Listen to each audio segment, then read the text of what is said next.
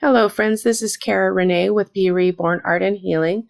Today I'm creating in my Large Dilutions journal, and these are the products I'm using, that swirl stencil. I don't end up using that second one, but all of these papers will be incorporated into the spread. So I printed the quote twice because I wasn't sure which size I was going to need. And I will be talking throughout the video a little bit about the story as I go along. It's a fairly vulnerable piece, so I'll be a little bit selective about how I share about it. There will also be a blog post about this, so you can check out my blog at B.Reborn.com. And here I'm going to start adhering my papers with my golden matte medium. And again, it's my favorite. It's a little bit expensive, but I like it. And here I'm just playing around with the arrangement because my paper is landscape and my journal is not. So I did decide to go ahead and flip the journal and open it up this way. So, and it ended up working really well. So I'm going to be tying the two pages together using those two pages.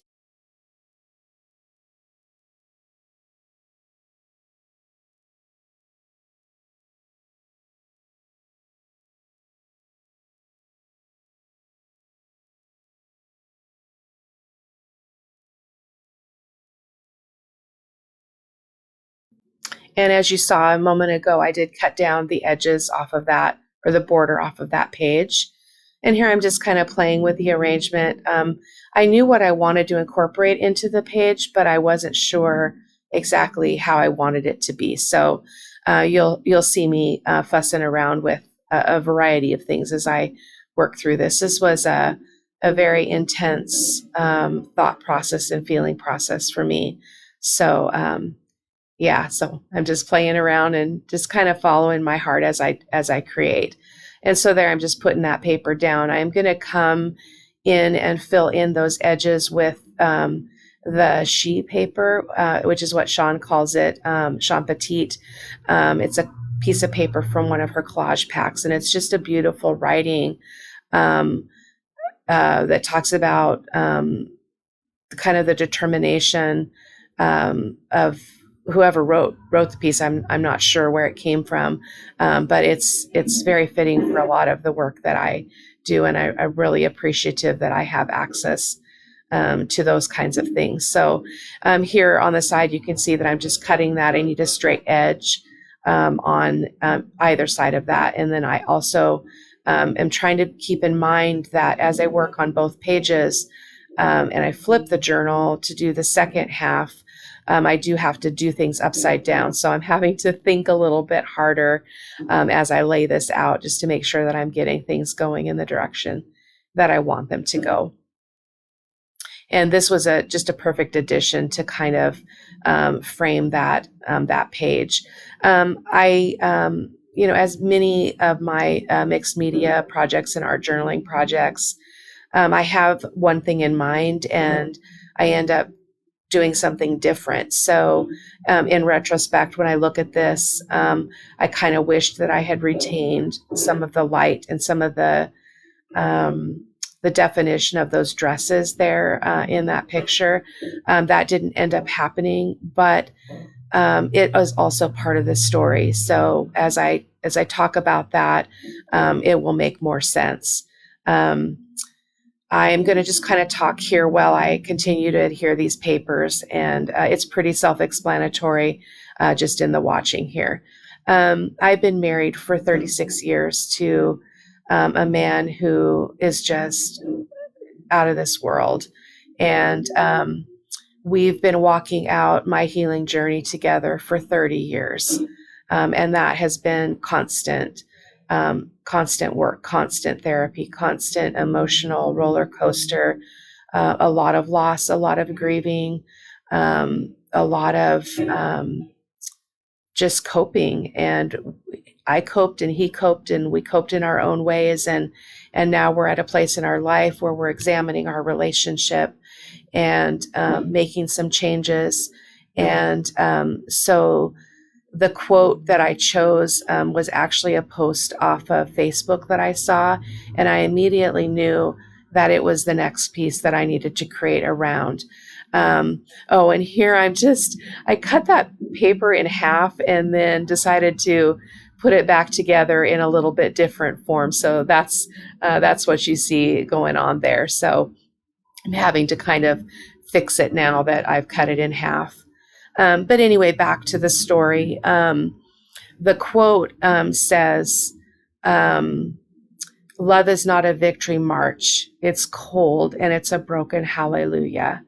And that just really spoke to me, because often we have ideas in our mind about how things are going to turn out, about how our relationships are going to play out, about who we're going to be as we grow and change together, because it changes people, obviously, and it changes the dynamics of relationship. And I'm at a point now where I need to reevaluate where my priorities are, where they have been, and relearn a new way of relating to my husband.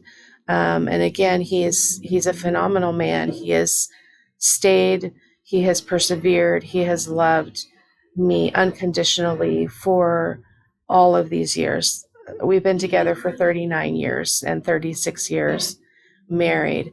And it's really easy to take people for granted. And as I'm struggling through this season, I'm recognizing the patterns that I have developed and the self-protective ways that I have lived my life that have actually excluded him in a large degree. And that's changing. And but it's hard. It's scary. There's two people involved, and both people have a choice about how they conduct relationship. And so I'm in a lot of personal process and a lot of personal prayer and significant change in my life. So that's what this piece is about, is just really me working through the emotions of the broken hallelujah. There are a lot of things to celebrate, but there's a lot of brokenness, and there's a lot of pain, and there's a lot of loss and a lot of change. And so when I was talking about how I wanted to leave these dresses a little bit more visible, like in my perfect world, how it turned out was actually quite in line with the story. And here you can see that I tore off scraps of that sheet paper because I wanted the page there on the bottom to have that kind of cut and pasted look, because that's kind of how it feels right now. It feels like the words on the paper are our story that are peeking through, and they do interrupt. Our story interrupts our dreams oftentimes, and it changes the landscape of our life.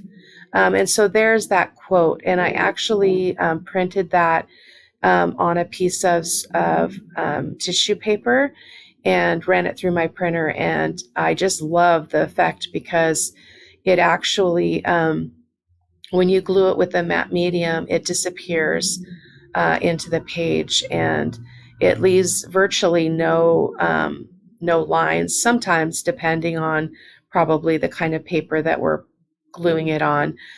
Sometimes it will have an edge, but it's not terrible. Sorry, couldn't really find a word for that, but in this piece it turned out really good. So you're going to see me here in a moment kind of fussing around with where I want those words to be. And I did decide to put them up at the top, on the top page, rather than affecting the bottom piece here. And because the page is so slick, because of the matte medium, I had to try to get that off of there with my knife. So And this is where I ended up deciding to put it on the top above the window and then below the window. And so I guess, again, as I'm just working through this and talking through this process, I hope that those of you watching are encouraged by the message of this journal spread. I feel like in our world, we live in such siloed places and we live alone in our pain. We live alone in the unknowns. And I want people to know that they're not alone and that I'm in those places. I've been in those places. So I hope that it does lend some hope and some courage. And here I'm just going to come in with this. It's a marbling stencil, or excuse me, a marbling stamp. And this part, I do kind of wish that I had stopped about 10 stampings before I ended up stopping. But again, pieces like this that are very emotionally charged, I don't. I just let it go. I just do what my heart tells me to do, even though in the end it doesn't really turn out the way that that I kind of pictured in my mind. But that's also part of the story. The life throws us all kinds of curveballs and lots of unknowns and change, and things just aren't what we think. And so it ended up being really appropriate for this spread and the message here. And there you'll see I'm using my favorite French script stamp. And I really, really love it. And there's just a close up. So it just kind of looks kind of broken and interrupted. And that's how I kind of feel. And then I'm coming in with the Tim Holtz Distress, or not Distress, the Tim Holtz Crackle paint. I kind of wish that I hadn't done this because it doesn't really show up, because I didn't do any kind of glazing that captured that crackle. And in fact, it didn't really crackle, and I'm not sure why. I was doing this very early in the morning, and my husband was sleeping, and so I probably just wasn't patient enough to let it crackle. I was kind of on a timeline and wanted to continue to work through the piece. So, but it does. You'll see in some close-up photos that it does show up. It just doesn't show up really as a crackle. It shows up more as just texture. And so I'm going to be applying that there in the window, as you see, the window pane. And I also come in with a swirl stencil and put it in various places. And that's the part of the process that didn't really yield what I expected or what I'd hoped for.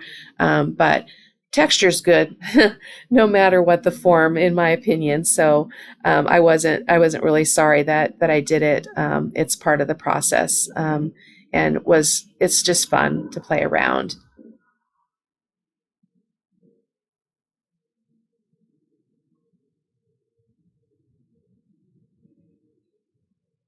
And I'm just putting it in various places here and there on both of the pages.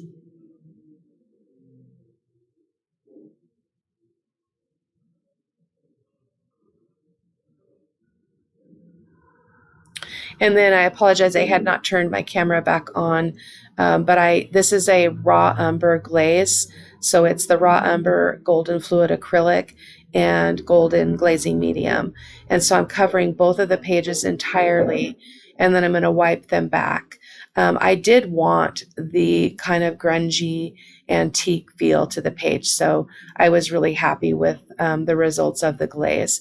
I did wipe it back a little bit more on the dresses because my hope was is that they would look like dresses. In the end, I'm not sure that was really that really happened, but again, it was just as it needed to be, and I was happy with the final project.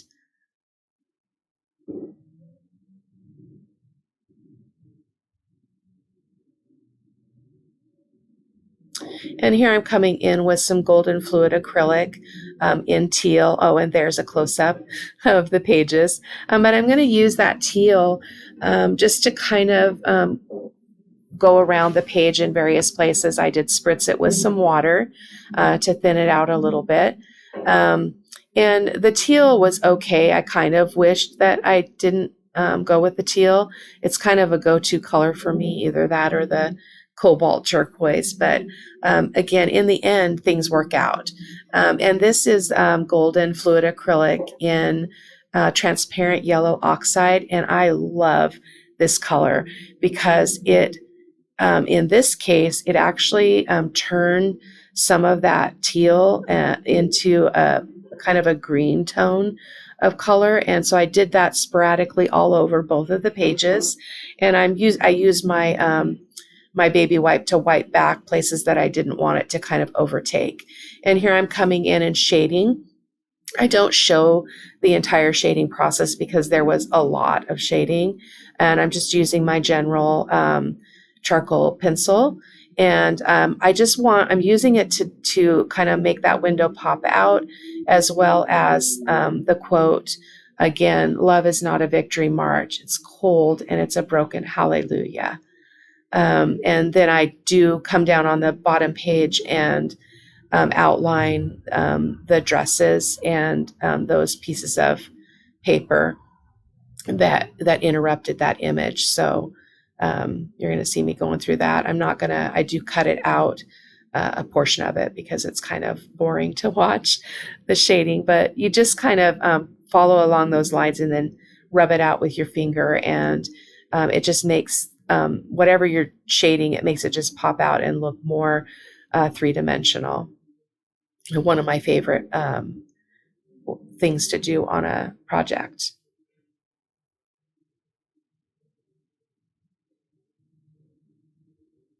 Some places are a little bit more difficult than others because of that crackle paint that I put on, and you can't really do anything on top of it once it's dried. So that was me kind of fussing, trying to get, I want a line there, but it really won't work because of the medium, but it worked out okay.